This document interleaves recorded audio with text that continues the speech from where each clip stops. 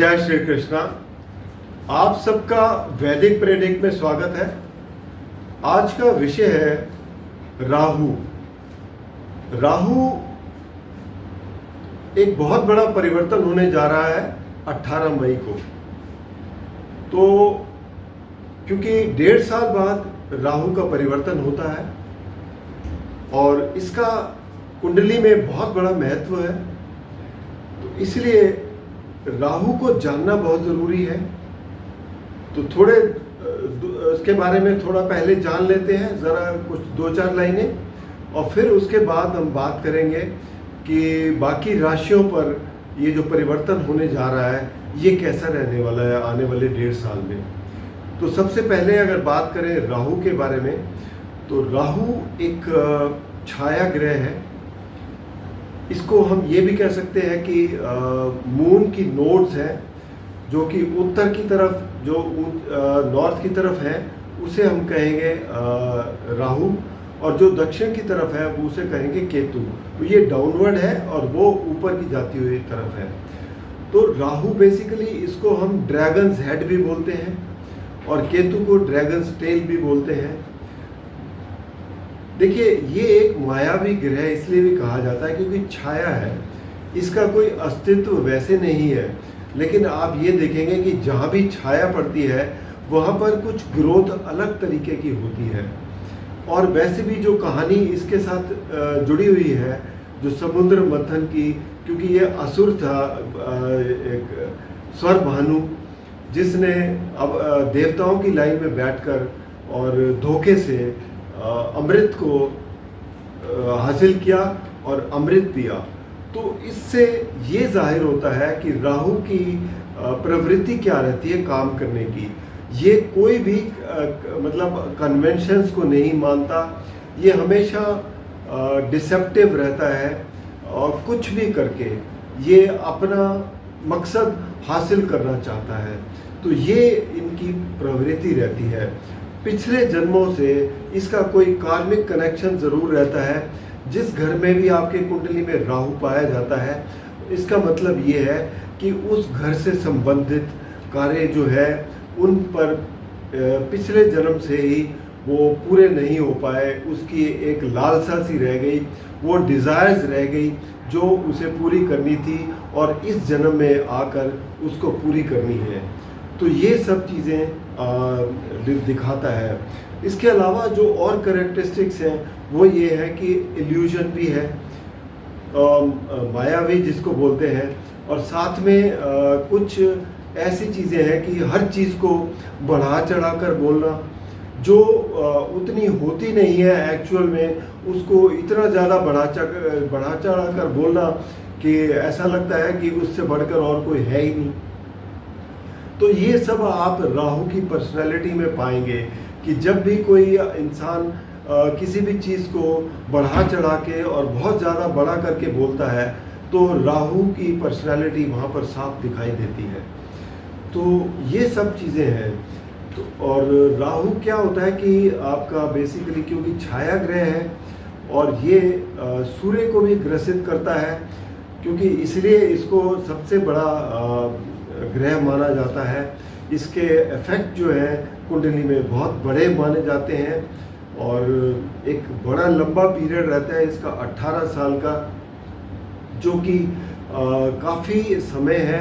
इसमें बहुत कुछ आपकी डिज़ायर्स को पूरी करता है, आपकी पूरी एम्बिशंस जो है, जिस घर में भी बैठा है एम्बिशंस को पूरी करने की कोशिश करता है, चाहे वो किसी भी तरीके से हो।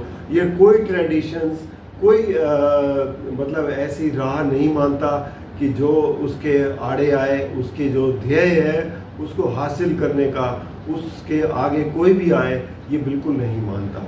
तो इसलिए ये जो है मतलब मेटीरियलिस्टिक है। और अगर अच्छा बैठा हो कुंडली में तो स्पिरिचुअलिटी में भी ये बहुत ऊंचाई हासिल कर सकता है। अब अच्छा का और बुरा किस तरीके से कुंडली में देखते हैं, वो कुछ इस प्रकार है कि अगर ये उपचय हाउसेस में बैठे हैं, यानी कि 3, 6, 10 और 11, तो इनमें आपको ये बहुत अच्छे फ़ायदे देंगे, मटेरियलिस्टिक गेन्स बहुत ज़्यादा देंगे। अगर ये केंद्र में बैठे हैं और इन पर कोई भी एफ्लिक्शन नहीं है, तो भी केंद्र के स्वामी की तरह ये बिहेव करेंगे। जिसकी राशि में बैठे हैं, जिसके नक्षत्र में बैठे हैं, वैसे ही ये एक्ट करेंगे। या अगर त्रिकोण में बैठे हैं तो त्रिकोण में भी बिल्कुल वैसे ही ये आपको इफेक्ट देंगे जैसे ये त्रिकोण के स्वामी हो। और उनके स्वामी किस तरीके में बैठे हैं उस पर भी डिपेंड करेगा। अब अच्छे हैं या बुरे, इसका फैसला कैसे होता है? क्योंकि राहु और केतु ये हमेशा अपोजिट होते हैं। 180 डिग्री पे छाया ग्रह है, तो छाया पूरी की पूरी जो पड़ती है वो कुछ इसी तरीके की होती है, लंबी होती है बहुत, और ऊंचा एक तरफ ऊंचाई है जो राहु की है और एक तरफ नीचा है जो केतु का है। और अच्छा बुरा देखने का तरीका ये है कि राहु अगर शनि से प्रभावित है या शनि के साथ बैठा है या मंगल के साथ बैठा है या इनका आस्पेक्ट आ रहा है, इनकी दृष्टि आ रही है, तो इसका मतलब राहु जो है कुपित हो जाता है, श्रापित हो जाता है। उस हाल में राहु जो है बहुत ही कष्टकारी रिजल्ट देता है। तो अगर राहु का संबंध गुरु, शुक्र या बुध के साथ हो तो ये बहुत अच्छा गिना जाता है, क्योंकि ये सौम्य ग्रह हैं और राहु भी बहुत अच्छे रिजल्ट देता है। तो ये इस तरीके से इसको देखा जाता है कि अगर एफ्लिक्शन है या नहीं है, तो उस तरीके से आपको उनके रिजल्ट देखने को मिलते हैं। तो इस पर अलग अलग राशियों पर क्या असर देगा, इस पर चर्चा करेंगे। अब राहु का परिवर्तन 18 मई को 2025 को होने वाला है। क्योंकि ये छाया ग्रह हैं, उल्टे चलते हुए ये मीन राशि से कुंभ राशि में आएंगे। अब कुंभ राशि राहु की पसंदीदा राशि है, यहाँ पर ये बहुत अच्छे परिणाम देते हैं।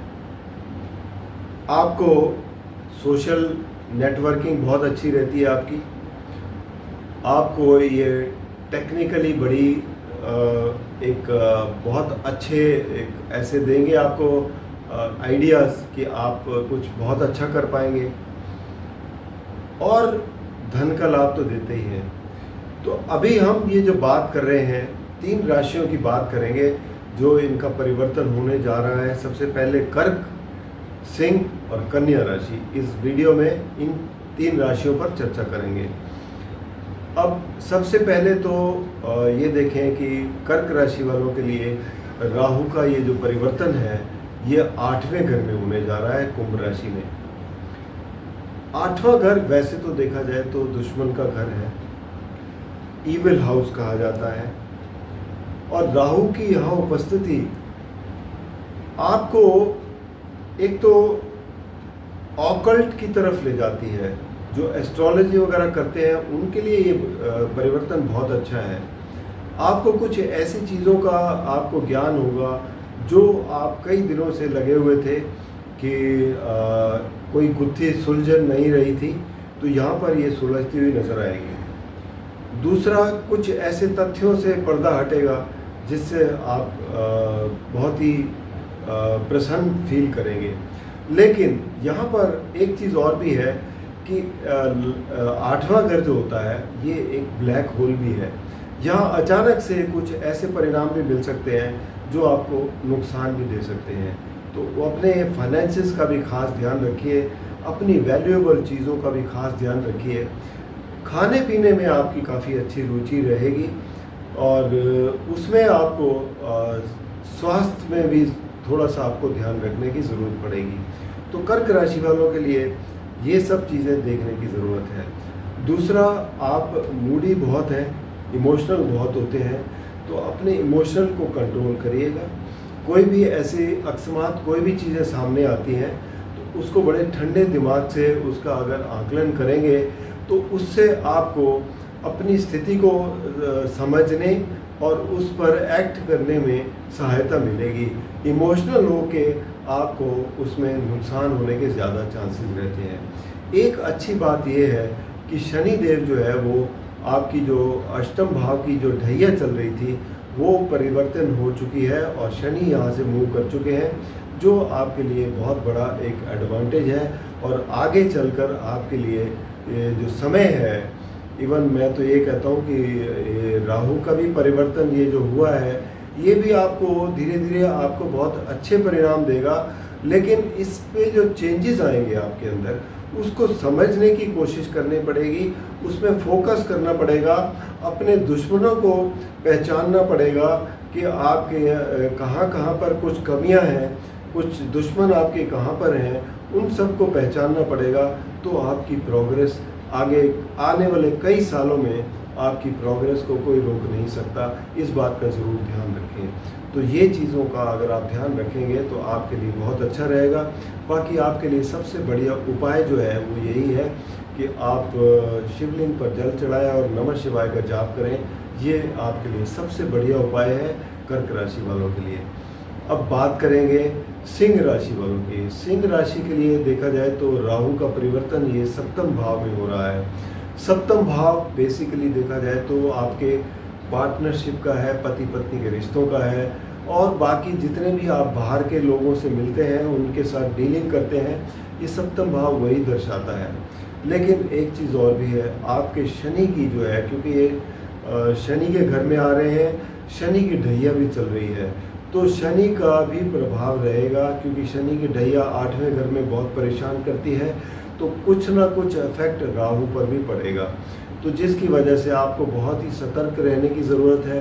हालांकि आपके पार्टनरशिप में ग्रोथ होगी, आपके जो रिलेशनशिप में थोड़ी बहुत ग्रोथ होगी, लेकिन आपको करना क्या है, एक तो वाद विवाद से बचने की कोशिश करनी है, और साथ ही में आप जो भी आपके जो पार्टनर्स हैं उनके साथ तालमेल बिठा के चलना है, ताकि परेशानियां कम से कम हो और आपकी जो एक सही तरीके से आप अपने पार्टनर्स के साथ चलते जाएं और अपने बिजनेस को ग्रो करते जाएं।